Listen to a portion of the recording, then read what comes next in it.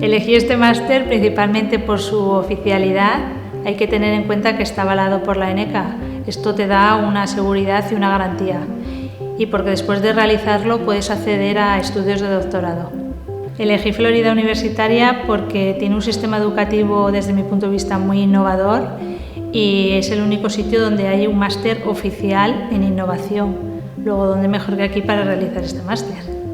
Del modelo educativo de Florida destacaría principalmente su aprendizaje activo, lo que denominan el Learning by Doing, su asesoramiento individualizado y sobre todo que tratan de ponerte en contacto con el mundo laboral.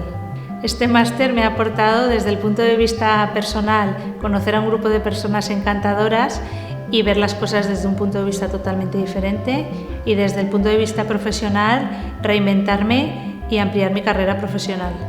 Mis prácticas han sido una experiencia muy gratificante. Hoy por hoy estoy trabajando con técnicos ingenieros. Anteriormente he trabajado toda mi vida con gente financiera y de la administración, y eso me hace estar en continuo aprendizaje y estar ampliándome profesionalmente y engrandecerme como persona.